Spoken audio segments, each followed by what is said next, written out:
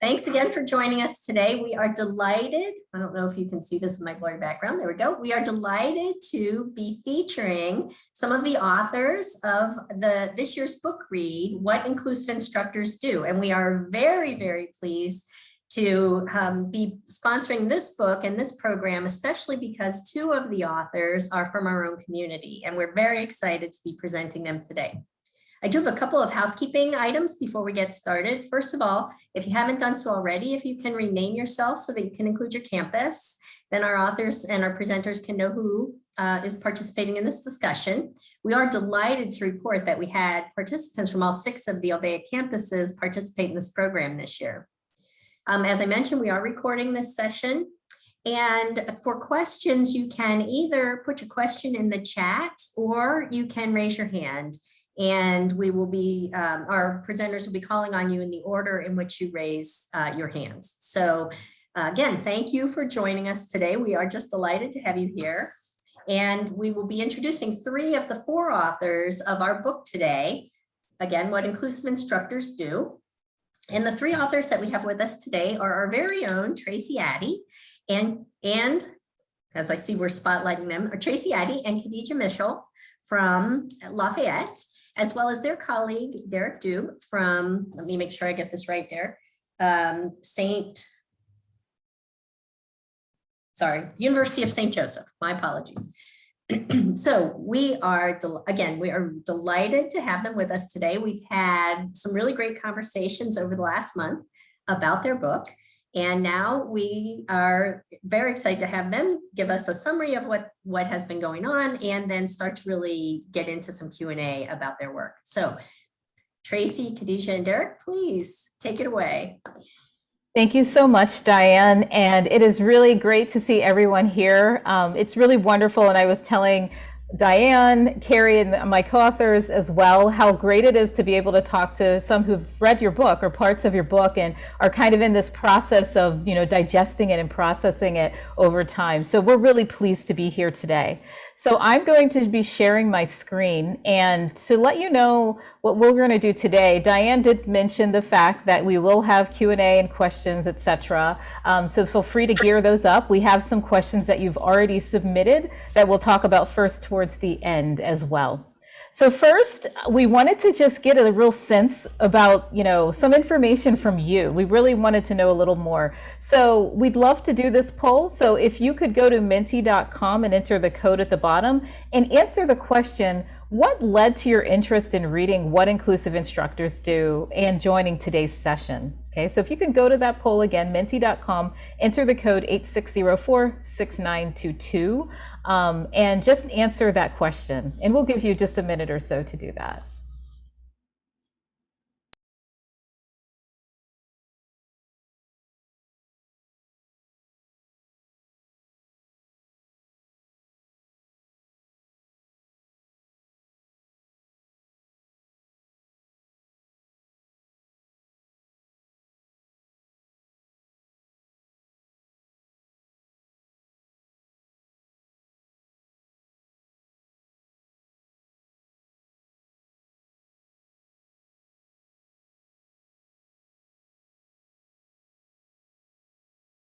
Great, I see responses coming in.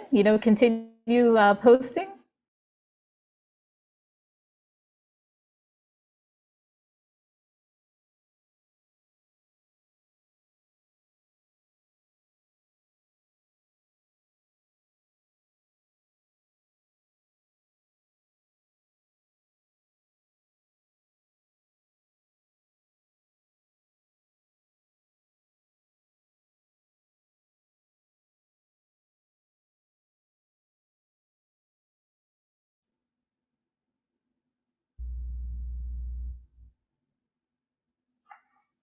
Wonderful. So as I start to look at these, I do see a lot of comments from you saying, I just want to learn some techniques around inclusive teaching. Has been a main motivation. Eliminate my barriers that the barriers that my students face to grow, and also your own experiences. So having experienced racism on campus, thinking about the diversity of your students' needs. I think these are all really good and important reasons to, be interested in this book for sure. I'm going to scroll down a little bit here. And I see, some of the same themes, which is great to see. I also see desire to improve retention among students in the sciences. Intrigued by the title as well. So getting some ideas as well from the book in general. How to support student agency in an inclusive way. And I hear some more STEM, particularly first year STEM classes, thinking about retention, helping students feel welcome. So I think these are all fabulous and wonderful reasons to read the book. And I think there's a lot in the book that actually does address many of these questions. So thank you all for answering, those questions for us today. So what are we going to do today? What's the outline? Well, first, we are going to talk a little bit about why we wrote this book, just so that you kind of have that idea in mind from our perspectives. Just some brief highlights of the book, knowing that you've read or have read, most or some of the book. We'll go through just some highlights. And then what we really would love to do and spend the most time on is helping you think about your next steps for inclusion, your reflections on the book, and have time for Q&A. Okay, so that's basically what we'll do today. So we'll start off and talk a little bit about why we wrote the book. I'll start off, and then my co-authors will follow. So I oversee the Center for Teaching and Learning at Lafayette College. And my primary motivation for this book, and kind of reeling my co-authors in, I did ask them if they would collaborate on this work with me, was I was first interested in really what are the barriers that instructors face when they, are wanting to implement inclusive teaching, and what are some things that really support them in that process? And what do we know from the research? What do we know works? And motivated by what do we know that people actually do in their classrooms? So all of those questions were kind of brewing in my mind and have been brewing for some time. And I was trying to think about, how can we design a study that would get at those questions and maybe more? And we actually did that. So we did the survey study, and it was just beautiful the way it kind of fell out, because we really saw, pieces of that study come together through the voices of instructors and the different thematic analyses that we were able to do in it. So I would say one of my main motivations for writing the book was because I thought it would be great to have a guide that I would have wanted to have, in thinking about inclusive teaching, or just some ideas around it, and a very practical thing. And that's what prompted me to think about the book. We are also publishing some research articles too, but we thought, and I thought that a book would be much more accessible and much more usable and digestible too, to incorporate some of the research that we found, from that particular study. So I invited, my co-authors to be able to, take me on in this particular journey and to kind of see where they went. So I would say those were my main motivations for writing this book. And I'm going to pass the baton to Derek. Hello, everyone. Yeah, so I am an associate professor of biology at the University of St. Joseph, and also the director of our Center for Student Research and Creative Activity. When thinking about this book, I had worked with Tracy previously on a few other projects that had always been really rewarding, both to me personally in my own teaching, and also my feeling was also for the greater field and other instructors. And really, when thinking about, why I wanted to be involved with writing this book, is basically answered kind of in the title, right? So the title is What Inclusive Instructors Do. And I wanted an opportunity to learn more about that myself. And through kind of the survey of faculty, the national survey of faculty and instructors that we did, through the ability to kind of really dive into some of the research, I felt like it was going to be an opportunity for me to learn, to improve my own teaching, but then also, as Tracy alluded to create something that could help others. I feel like this wasn't something that I necessarily knew or had a ton of training in my own process to getting to where I am as a faculty. I was focused mostly on research before, and science wet lab research before getting to be a faculty. And I had taken opportunities that I could to learn about teaching. But but I feel like the whole aspect of diversity and inclusion and equity were things that I felt I could have been more supported with along the way. So I thought that this would help me grow further, but also help us support the field at large. So yeah, those were my main reasons. I'll pass it over to Khadijah. Okay. So thanks, Derek. Good morning. I'm Khadijah Mitchell. I'm an assistant professor here at Lafayette College. And the reasons why I was really interested in co-authoring the book, very similar reasons as Tracy and Derek. And I think that my desire really stemmed from my own higher education experiences, I think as a student as well as a professor. So I was a first generation student. My experience as a scholar of color, and in particular, a cisgendered Black woman in STEM, it really shaped my pedagogy as a professor. And when we carried out the survey, I learned a lot of great strategies and I started applying them in my own classroom.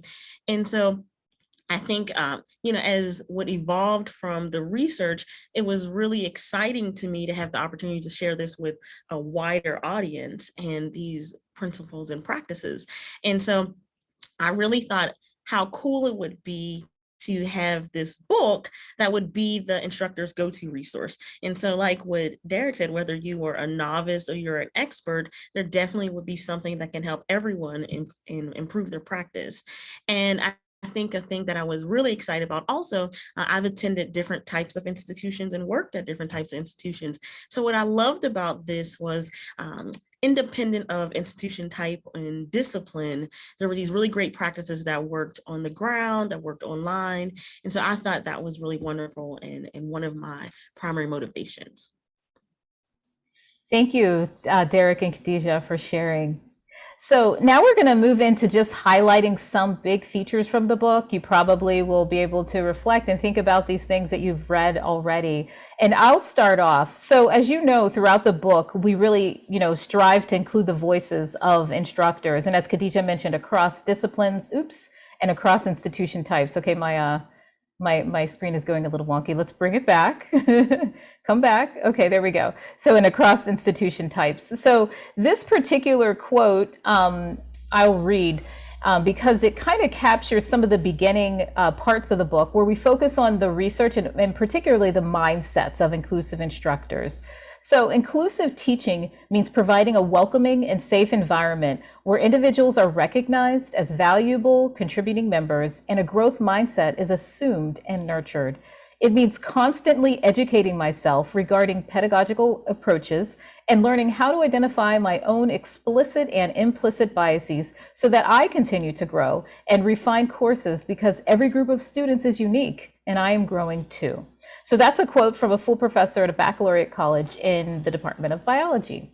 So you can see through this quote, a bunch of different things kind of come up, right? Thinking about mindset. Wow, we think of growth mindset, right? So it also means that instructors, these instructors who are inclusive have a growth mindset around inclusive teaching. And I did see that come out in your poll. So that was also wonderful to see as well.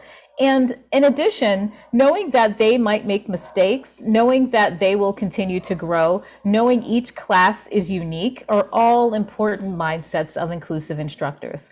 So just to kind of review some of the things that we saw for the mindsets of inclusive instructors, knowing that understanding who their learners are was critical, right? So they want to know what motivates their students, what are their backgrounds, the social identities of their students, what are things that they can do to design a more inclusive class by understanding who their students are. And coming out in the book, which we won't talk about too much today, but we can surely answer in the questions, is that who's in class form. So that is in chapter 6 of the book. And that is a research project that we've undertaken as well to really get feedback. So we're actually publishing that, that actual data. It will come out in a paper, but it'll give instructor and student feedback, which has been very positive on, the who's in class form.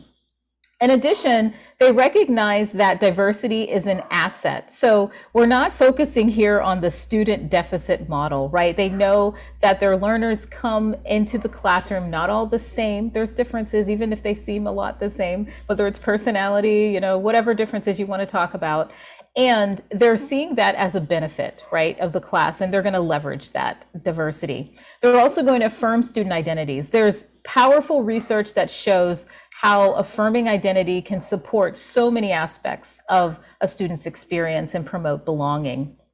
And then even more importantly, they take ownership. And this is the wonderful thing about seeing all of you here today, because you're taking ownership, right, over thinking about inclusion. They are basically knowing that it's not just the Office of Diversity and Inclusion, it's not these other places on campus that is going to contribute to necessarily my inclusive classroom. I have power, I have the ability to actually create and foster a more inclusive classroom. And then they also integrate inclusion into their course design. It's very intentional. So in every course, every class, they're really thinking hard about inclusion. And then the last point I wanted to make was the holistic approaches. So hopefully a lot of this sounds familiar from the beginning parts of the book, but they're really thinking about the whole student. So when we think about these mindsets, we think they're so critical to inclusive teaching because we can have these strategies, but if we lack the mindset, you know, it's going to be a kind of a disconnect. We want to go from mindset and intentionality into practice. Although I would say that, you know, doing some practices could change your mindset for sure. So there is that kind of back and forth relationship. All right, so I'm going to next pass it on to Khadijah. Okay, thank you so much, Tracy. So, you know, what Tracy just said about growth mindset, that is a perfect segue to thinking about inclusive course design. And one of the instructors we surveyed shared this great quote about how their syllabus is actually the key aspect to designing an inclusive course. And so they shared, I go over what a growth mindset is and encourage students to have a growth mindset and to keep working hard. My expectations and policies are clearly stated in the syllabus and each day at the beginning of class. And this was an assistant professor at an associate college in a biology department. So inclusive instructors start their course design and they think about it like a roadmap, right? And the roadmap being their syllabus. And it's really important to think about how they conceive the syllabus. So they think of the syllabus as a living and breathing document. And this constitution is for the classroom community. And it's really critical for allowing discourse and free-flowing discourse, which combines the benefits of the different types of syllabus design model we talked about in the book. So that was contractual, communicative, as well as organizational. And they use syllabus design strategies to lay the foundation for their courses. And the whole point is to foster belonging equity among all of their students. So that's irrespective of any student's particular background or skill level. And specifically, they demonstrate belonging in the field, in that community of practice. They encourage equitable participation in the learning process, and they promote conditions for every student to succeed. And since they have the growth mindset that Tracy talked about, they recognize that creating inclusive syllabi is an ongoing and iterative process, right? So they're very open to assessing, evaluating, and revising their syllabi. And finally, the inclusive instructors acknowledge obstacles, and this is either short-term or long-term, and they come up with solutions to these particular challenges. And that could be at individual, department, or institutional levels. So another inclusive instructor we surveyed and highlight in the book, they shared this quote about how they facilitate an inclusive learning environment with a particular attention to timing. So they shared constantly remind students that some students are faster and some take more time, but the only thing that matters is the understanding. And this was an assistant professor at a tribal college in a mathematics department. So inclusive instructors recognize that timing is a very valuable tool in creating welcoming classrooms, and that can be at any time during the instruction. So they're using these evidence-based principles and strategies to make students feel welcome. And that can be before the course even starts, from the first day of class, the first week, or any other time throughout the course, even on the last day of class. So in essence, they're recognizing that it's never too late to make a student feel welcome. And when you think about it, specifically before a course starts, they set a positive and welcoming tone. So that can be through a welcome statement or a video or an email. And so a lot of times, I like to think about this as a greeting card to promote belonging in the classroom. And so when you think about at the beginning of a course, they build this classroom community and maintain that welcoming environment. And so like Tracy mentioned, chapter 6 in the book talked about the who's in class form. That's a great way to mention also some of these DEI attributes that Derek talked about to promote belonging and equity. And then finally, they know it's never too late to create this welcoming classroom environment. So even on the last day of class, so some things that they do, they talk about thanking the students for what they've taught the instructor, affirming abilities that they've actually become new members of this community of practice at the end of this course or the duration. So that type of feedback and dialogue makes future classroom environments more inviting, and it also have students share how welcome they felt. Thanks, Khadijah. So yeah, another quote that we found that really kind of hit the nail on the head when I was thinking about, and we were thinking about inclusive teaching in the classroom, is inclusive teaching is learner-centered teaching that gives all students a voice and makes them feel like they belong and are respected as individuals and members of groups. And this was from a full professor at a doctorate granting university in media studies and communication. And this learner-centered idea is really important to keep in mind. And it's kind of one of those mindsets that Tracy was talking about initially, a growth mindset of growth, but also a focus on the students, right? Because that's why we're all here. That's why instructors and teachers exist, to help the students. So with that in mind and kind of keeping that mindset, what are inclusive instructors actually doing in the classroom? Khadijah mentioned it starts with the syllabus, but it doesn't end with the syllabus, and that syllabus is dynamic itself. It can change, it can adapt, it can be added to or taken away from as needed for that particular class and the students within it and that learning community. And that syllabus is really transparent in describing the strategies that will be utilized in the course. And again, if they need to be updated, that's okay. That flexibility is really key.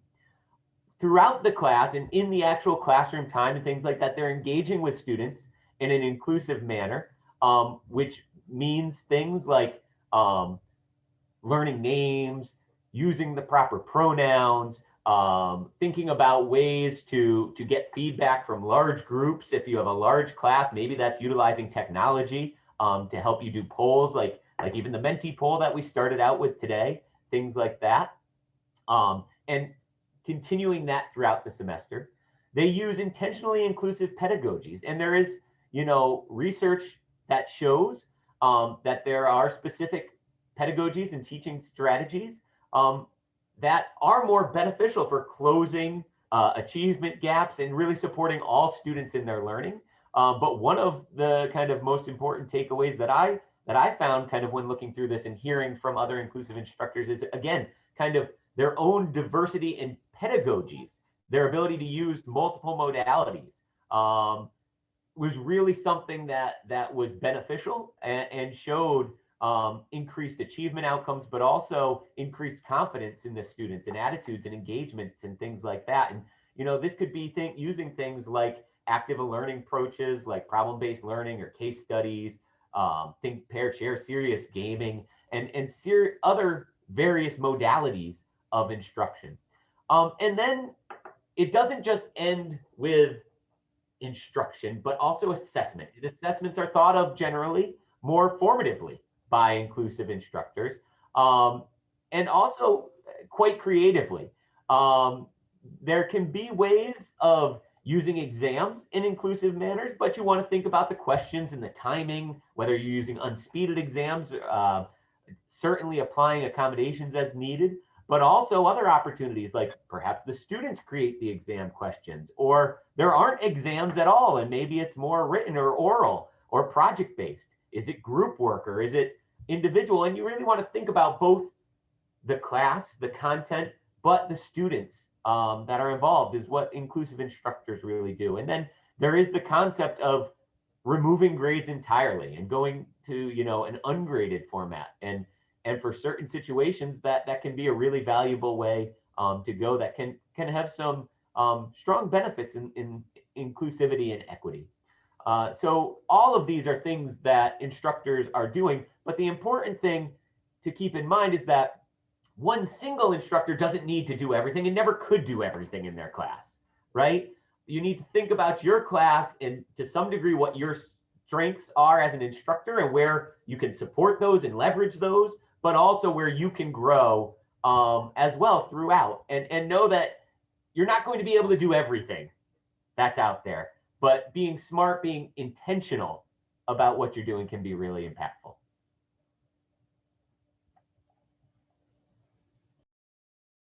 Wonderful. Well, thank you so much, Derek and Khadija. So now we're just going to give a few reflections, and then we're going to ask you another question and then change to Q&A. Okay. So if I had to say, what I would hope for individuals would take from this book who read it, our readers, I will say intentionality is a key term. So just being able to be intentional about every time you teach and designing an inclusive experience for your learners, increasing your awareness of those, aspects of your class, and moving from not only just thinking about content only, right? Like, so the content is crucial in a course. We want our students to accomplish certain learning outcomes, but we also know from the research that these other things like inclusion, like equity, are going to be critical for our students, right, to accomplish the goals that we have for them. So I would hope for just this to be integrated into the full package of excellence in teaching. And that's, one of my hopes in terms of, the book. And just my takeaways, from the book is that, this is happening across institutions of higher education, across disciplines. We can all do something to be more inclusive in our teaching. And I think, and I hope that it comes out, clearly in the book. There's so many ways to do it. It's like thinking about taking like active learning. What is that? Like there's so many ways to be inclusive, and there's so much context dependency on it, but it's so valuable, and it will be really important now, I think, and, forever. I mean, as we look at our student populations, as we go back, we might be teaching this summer, or you might be starting again in the fall, but our students are coming in with trauma, with challenge, with, thinking about social unrest, like all of these things in our world are impacting our learners. And so we really need to kind of think about those things. And, through this book, I think it really helps us focus so much on our learners and thinking about them. And we also think about ourselves too. Obviously, as an instructor, making sure you're not burning out, all of that's going to be critical as well, because that's going to help you do, the work that you do and be your own well-being. But I think it'll be really crucial to actually implement these types of strategies, especially come fall and when we go back to teaching. So that's my main takeaway, my main reflection from the book. And then I'll let my co-authors also share theirs. Yeah, I think, one of my main reflections is personally, I'm not alone. For a reader, you're not alone. If you're somebody that's interested in, being more inclusive, sometimes in our classrooms, if there's one instructor, one faculty, it can be easy to feel siloed and to feel kind of alone in, having to conquer this goal of, being maximally inclusive and maximally equitable. And that can feel a little isolating sometimes. But through this book, hopefully, one of the things that I took away is that there are instructors all over the country, all over the globe, that are thinking about these things, that are actively applying different strategies, that are researching it, that are coming up with data on what's working well and what isn't, and that are willing to share and that are willing to collaborate, and that we don't always need to reinvent the wheel. It can seem daunting sometimes to say, I've taught my class in this way for so long. I know I need to grow, but how do I take that next step? We don't always need to, be the one that is creating something from scratch. There's other people out there. There's communities like this one and resources like hopefully this book can serve to be, to show that this really is, you know, a snowball that is rolling, that is growing, and we can get along for the ride. We don't have to do it alone because there's a lot of thought and a lot of people that are working on it. So that was one of the big reflections that I took away. Okay. So thank you. I think for me, there were two things that really resonated and stuck with me after the research and writing the book. I think first is being mindful about the differences between diversity, equity, and inclusion and how important those are. And I think thinking about there's visible aspects of diversity that we see and we often think making everyone feel, you know, included in our classrooms. But I think the invisible aspects really stuck with me, how there are so many things you don't see as an instructor, but are so formative to the identity of our students and can shape their experience. So that's something that really, really stuck with me. And then also thinking about, this is a big topic we talk about in all these different types of spaces in higher education. But I think the thing that really stuck with me is that you can do small things, right, that can promote the inclusivity. And it doesn't have to be a whole big thing that you completely change your course. There are small and little things you can do, these practices that really can change the experience. And the earlier you do this, the better, but it doesn't always have to happen early, just the fact that you do it. So those are the things that really stuck with me. All right. I think, Derek, you're going to take away this part. I'm just going to cue up the poll. Yeah, so what we would like to do again is hear from you. Again, I know that many of you have read some or all of the books, but maybe not all of you have. But hopefully you've attended some sessions or maybe just this session. And so with that in mind, we'd like to hear from you. Again, you can use that Menti poll, the code 86046922. And we'd just like to hear what's one or two principles or practices from what inclusive instructors do that resonated with you? Or what are your next steps as an inclusive instructor? Where are you going from here? And these might be some things that you've talked about a little bit before if you've attended other of these sessions. But we'd really love to hear what resonated with you and what your plans are going forward. So take a moment or two. Again, you might be using another device or the device that you're in, and feel free to make a few notes about those things.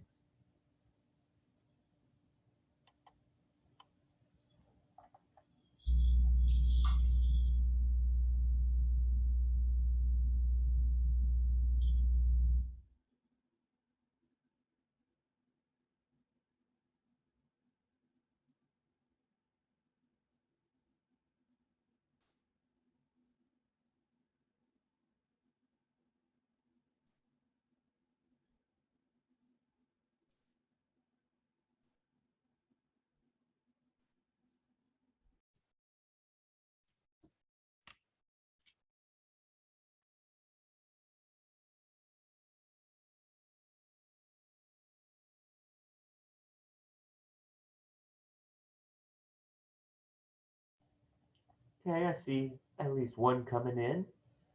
I know it can be a challenge to either switch devices or go to a different tab, so we'll give another couple minutes here. Here are a few more come. Yeah.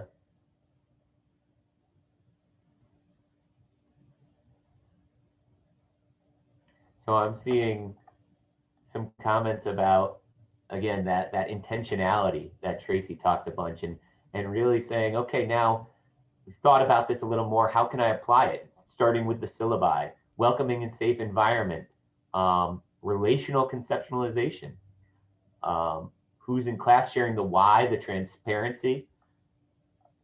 Some are saying, yeah, going even to fully ungrading, using the syllabus as a tool. There's a lot of aspects of the class that maybe we thought had one role, but can serve to enhance inclusion and equity. Oh, there's a comment here. I've always done a first day week survey so that I can get to know the students better. And now plan to share that aggregated information in a more formal way. And that's fantastic work. And that's the kind of thing that spurred us when we were thinking about that who's in class form, is thinking about a way to get to know the students better. because each class is going to be a little different, and that can be a great way to help you make sure that you're including those in your class. Emphasizing a growth mindset. Finding ways to develop and sustain inclusive practice as an institution. Yeah, we didn't talk about this much, but where the book ends looks a little more institutional wide, and how do we develop this culture? And depending on your role in your institution, you may have a great platform to help that. But even if you are a single instructor, again, having some conversations, getting these going can be ways to, again, help build this, and being flexible. So a lot of great things that come in here. And I think one of the things that in the middle is thinking more about ungrading. And I think that can be a great next step, is thinking more. This is a new concept to me, or this is one that I haven't thought about applying to that class. And thinking more is a great next step, and talking more and having these conversations more can be wonderful next steps to then help you move into application in a way that's going to be both impactful and practical for the courses, the content, the institution that you're at.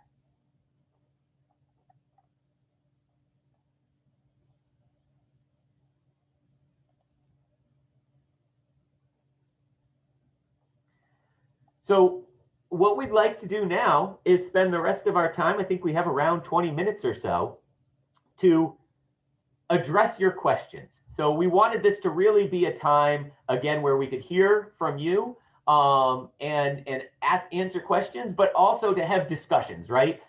This isn't necessarily going to be a one-way. You all are instructors that have been thinking about inclusion, that have been thinking about diversity and equity and things like that. So we really want this to be a collaborative time.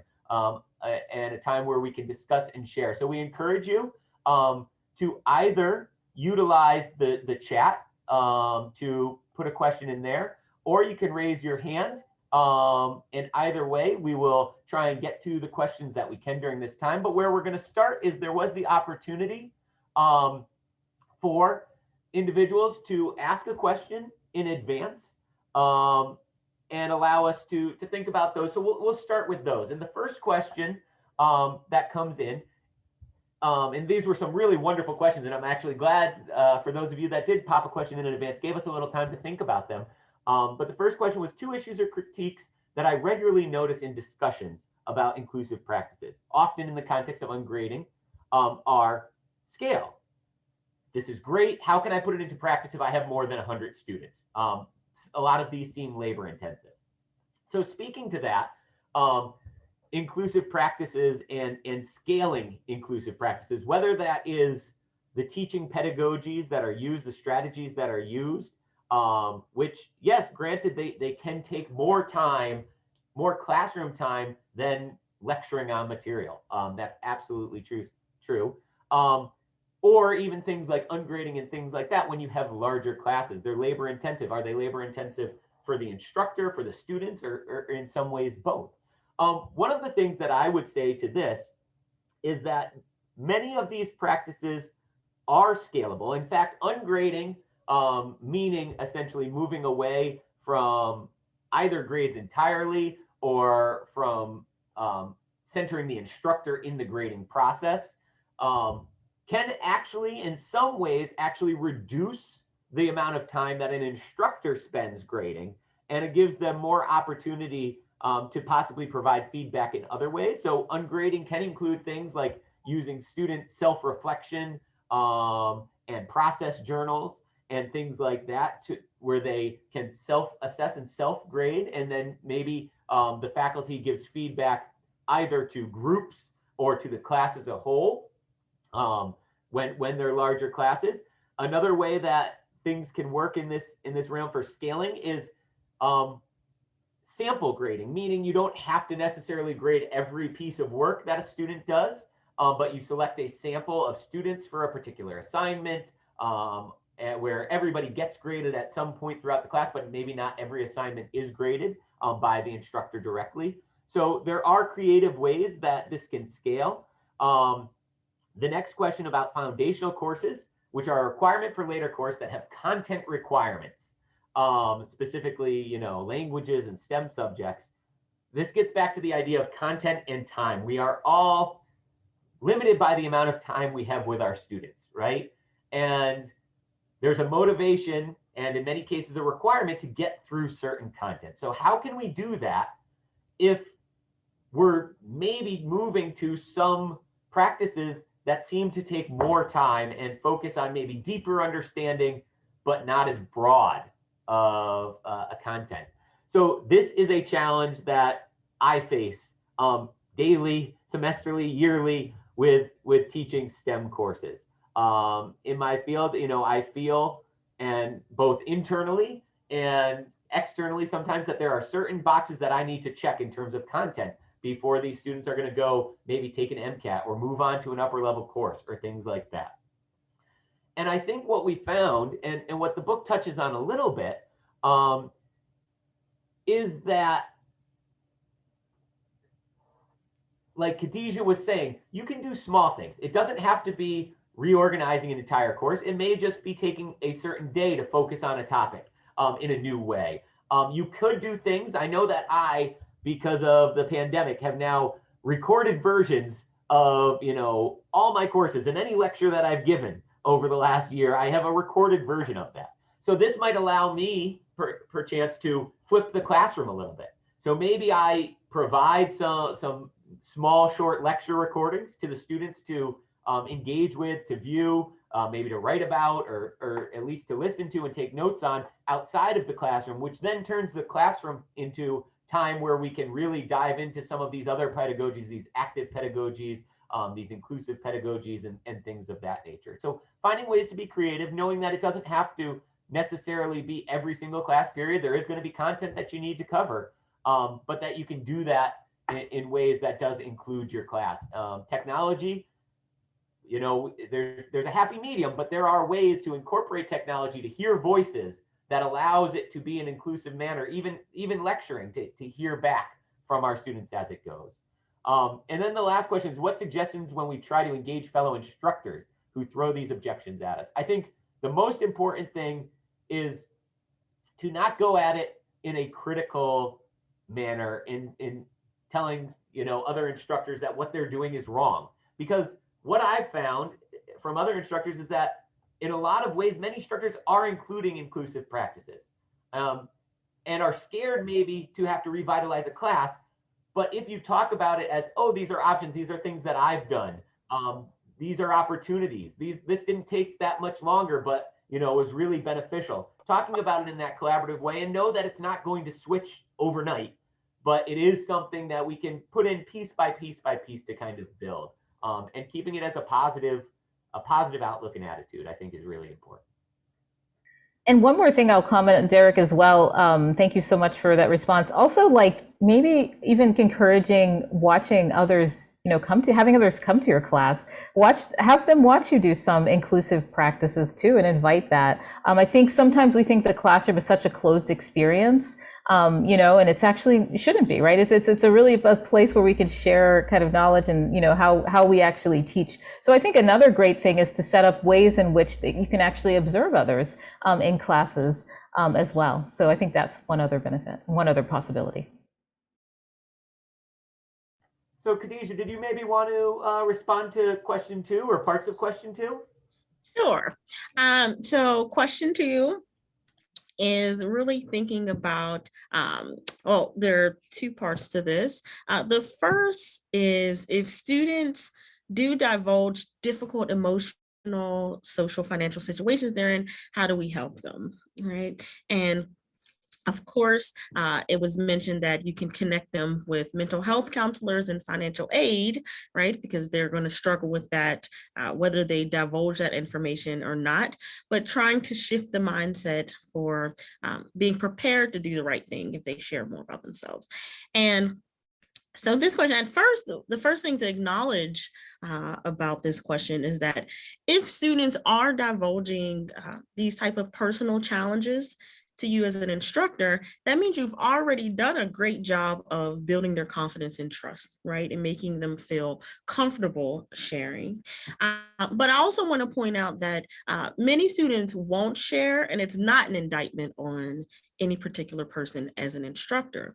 I think what's important here is to recognize that the instructor is not a savior. I think that because we all care about wanting to help the students and remove any barriers, I think it's important for us, in particular these situations, to think about being a bridge to connect students with resources. And so we often talk about the on-campus resources that's talked about here, but there also are off-campus resources. And I think that's equally important to help students then empower themselves. And I want to particularly, in addressing this point, to talk about when you're giving students resources, right? It's this shared process so that they can help themselves. And I often hear my colleagues, there's this great podcast, Dead Ideas in Teaching and Learning. And I think one of these ideas, this is kind of one of these dead ideas, that you have to fix everything for them and that you're an ally. And I think it's really important that an ally is not self-appointed, that is a role given to you by the students. And so all of this is helping the students navigate their own particular challenges, because when the class ends, they still have to deal with that.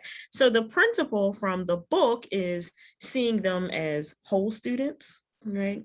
And the practices I think that would help with this are essential office hours and shared problem solving in those essential office hours, because that's when you really can tailor whether it's the instruction or to remove barriers from instruction, and thinking about OOPS tokens. And so if there's a student needs a particular pass for whatever reason to handle these other challenges, that's a particular practice that can be used. And also using near peer student panels in the actual courses, because students have often share some of the same challenges and can provide advice to one another. And if you put that in the class, so I actually do that for introductory, like foundational STEM courses that I teach. I have a student panel. So many of them, that's actually one of the favorite things of the semester, when they talk about the student panel and how people gave practical tips to help them navigate those spaces.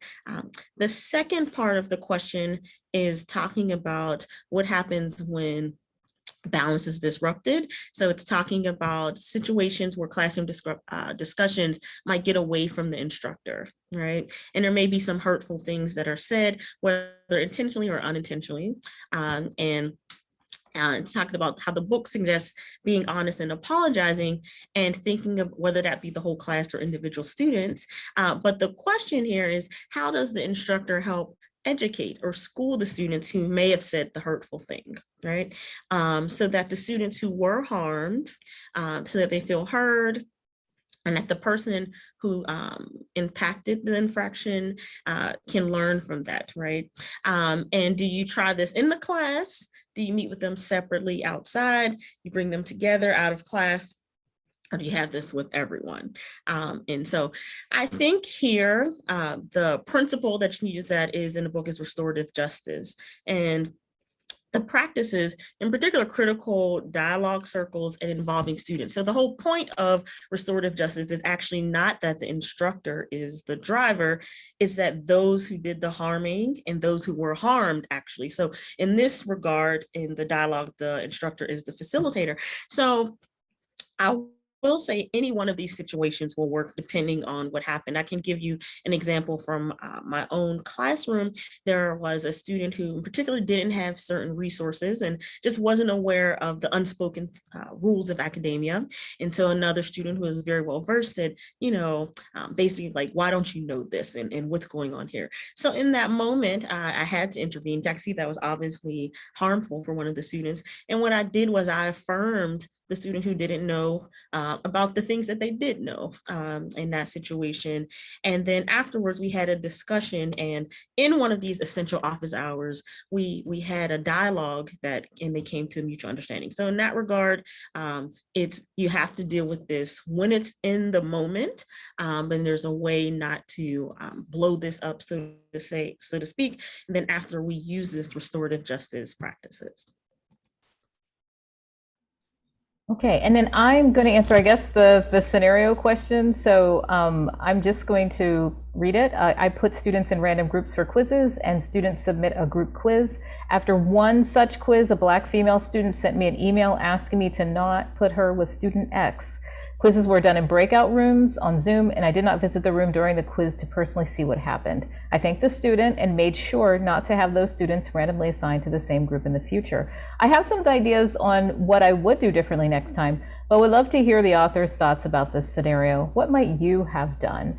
And I think this is a really good question, and it's very real and practical, right? It happened in the class. So one thing I would mention is that I think it would be really great to have an understanding of how what happened, like what the Black student felt, and to affirm it. I don't know from, the information provided, but I think it's really wonderful that the student felt that, they could actually contact their instructor and the instructor might make a change. I think some students might not even do that at all. And they just kind of facing these hard situations and not feel, trusting of the instructor. So I thought that was a great step for the student and to empower them to do that. So for the student, I probably would really want to, thank them so much for, like the instructor did, thank them for letting me know. And then I'd probably try to see if I could have an opportunity to talk to them, to have that dialogue, and just to hear a little bit more about what is happening, but in a non-threatening way, just to hear, from the student. So maybe invite them to one of these essential office hours or something like that, if they're willing to talk a little bit about it. I have to also get a feel for if the student wanted to talk about it too. But overall, regardless of what the reasons are, what would override all things is that, I'd want it to be a classroom where all my students felt, safe or, good in the class. And my ultimate goal, if it is to have the quiz, I would definitely have probably not put that student in the same group, being that I did not know what happened, the harms, that happened, or maybe I do know. But it would be, I would definitely do that overall, just so that because the ultimate goal is so the student can take the quiz and do well in the class, right? This is kind of something else that's happening there. But I would really want to know more, and I would, try, but I probably wouldn't push the student too far, but I would want to know more. And if the student did feel comfortable in telling me more, then I could possibly take some other actions and talk through them a little bit more. And just that the student knows that, I'm really wanting them to be successful in the class, and I'm sorry what happened, depending on what happened. But again, I don't have all the information here, so I'm just kind of also saying it with the context in which I can share this, I can, describe it. So I think those are our questions, right, Derek, for now. Yeah. So do you want to invite others to Yeah, so ask? Okay. I appreciate those that had written in a question, but now we do still have about 6-7 minutes or so, I believe, to take some other questions that may have popped up while you were, attending this session, or maybe one of these questions spurred your own. So if you'd like to raise a hand and ask a question or pop something in the chat, we'd love to converse more with you. Or even if it's not a question, it can even be a comment or an addition. So I see Andre from Cedar Crest College. If you want to go ahead and turn on your mic, you're welcome. Hi. So I've two questions. So the first question is about the who's in the classroom survey. The question I have for you is the importance of anonymous versus not anonymous. Mm-hmm. One of the things that kind of like this, there's a lot more questions that in reading that are really potentially very useful. But the question is, having it anonymous in the aggregate, in many ways, as an inclusive instructor, you might want to just go into the classroom understanding that you have these students, which students might have specific issues, so that you can reach out or struggling. Because I think what I find is sometimes those students who might be the ones that have these other things going on might be the students who are the least likely to reach out to you for help. Whereas if you knew individually which students might have certain issues like working or things like that, it might be easier for you to reach out. So I was wondering if you could talk a little bit about that idea of having it be anonymous versus not. Said understanding that certainly if it's not anonymous, some students might be less share. And so if you have some thoughts on that. The second question I have is about the virtual, it's not the virtual, the value exercise that you suggest. The what exercise? I'm sorry. It's the value. I always forget the name of it. It's the values affirmation. Yes. Okay. Sorry. The internet, it's breaking up for me. Yeah, I apologize for that. That's my internet. That exercise, which seems to have some links to improving outcomes, specifically in STEM. So the question is, if any of you in STEM, do you have questions that are more related to what the topic of the course is, or does it not matter what kinds of values you have those students affirm? So I think those are my two questions.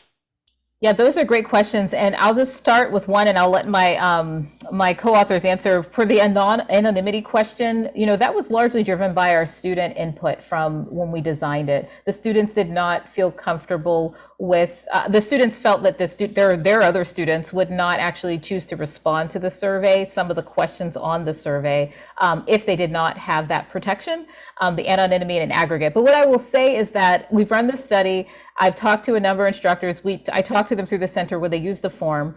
And I will say that there's a lot of instructors that will have a separate form or collect some information in a different way. So if there's things that you really want to know about your students, that's definitely recommended. And it's like a course specific form, or it has some of those questions too. I think you could take some of the questions from that who's in class form and put it on a form like that. But some of them are just a little bit more sensitive and, et cetera. I will also say that many students that, the instructors I've talked to, they've actually sometimes just disclosed who they are too later to the instructor with many of the aspects on that form.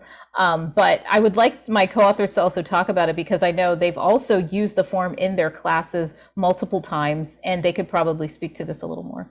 Yeah, what I was going to say, Tracy, is exactly what you mentioned. Is it's great to get the aggregate information right up front in an anonymous way, so you have a feel for your class as a whole. But I've found, so I've implemented this now a few different semesters in a few different courses, and I found that it does really work as a bridge to start a conversation too.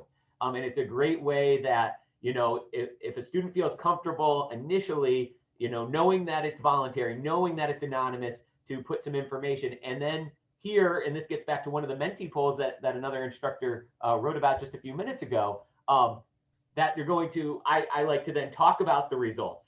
In class, this is what we saw in our class. Our class is 80% this, but still 20% that, so on and so forth. The students really found, and what I found in feedback was that they now knew that I cared, right?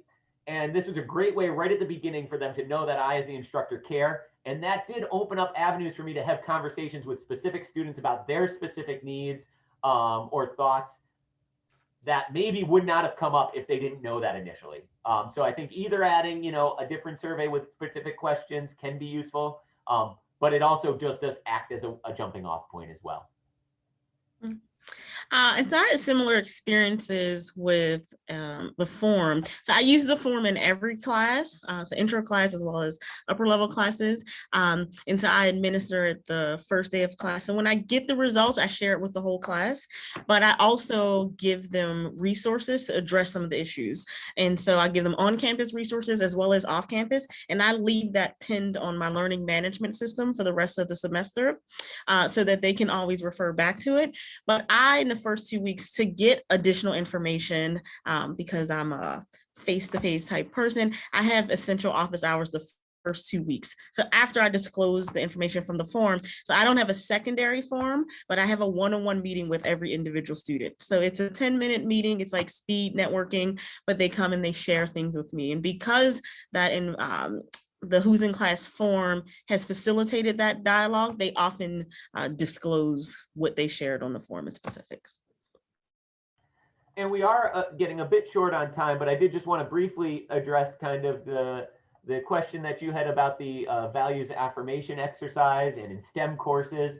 And I believe, again, it was cutting out a little bit. You were asking, can this be a more general, is it more general based in terms of the questions asked? Are there more, can you phase it into more STEM and content, maybe related questions related more to the content of your course? And, some of the data that's out there that I've seen at least suggests that even if it's not directly content related, those kinds of exercises can still be very beneficial across courses. But that doesn't mean that, you know, you can't build those in with whatever was in your specific course as well by adding, you know, some things that are relevant to your course as well. I could see that being potentially beneficial. And I just saw, Derek, I'm sorry, I just saw a question in the chat that was related to the Who's in Class form, and I just thought we could just briefly talk about it. So is it possible to have the form completed one time by each student at the beginning of the semester, rather repeatedly for each course? These are all great questions. And by the way, these are questions that we got from our reviewers also on our paper. So I'm thinking, you know, these are really good questions in general. So in general, the issue with having students complete them for like one form for every single class and every instructor is that you might not have students that want to share certain things with certain instructors or certain courses. They might not feel comfortable doing so. It's possible to possibly try that, but I think there's that challenge there, and there's that, they might share differently, or they might want to choose to share differently depending on the actual course. And with the actual instructor and who's in the class. So I think that's a great question, but it's something we've grappled with, but that's how I would respond to that. Yeah, and what I would say is, if that were the case, it would still be very informative about the students if you did it for, multiple classes or one time, but you might lose a little bit of the, I as an instructor care who's in my class. Like that's what I found almost as useful as learning about what the student information was just starting to build that connection right from the beginning, that the tool really did even better than I expected it to. I don't see any other hands up right now or any other questions in the chat. And I know we are close to 11 or maybe even a couple minutes past 11.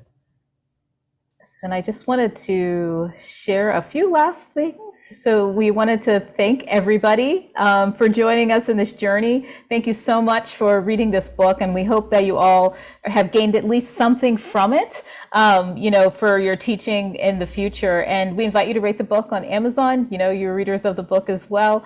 And then also, I just wanted to let everyone know that we are having, for across LVAIC, is invited an assignment design experience next week. The registration is open until tomorrow, but if you're really thinking about like your assignments for your class, and then we're also having the theme of social justice around this, assignments for social justice, so that theme will be embedded within, although it doesn't, you don't only have to be thinking about assignments for social justice.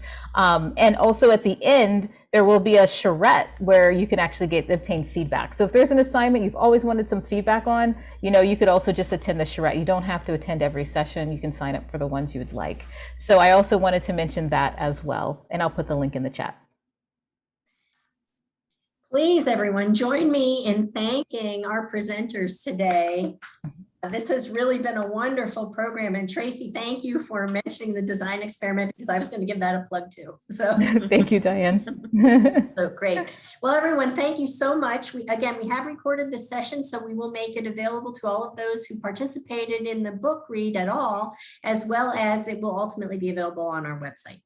So again, thank you to Tracy and to Derek for their time today and for their really great and best of luck to the rest of you for implementing these great ideas. And I hope everyone has. Thank you so much.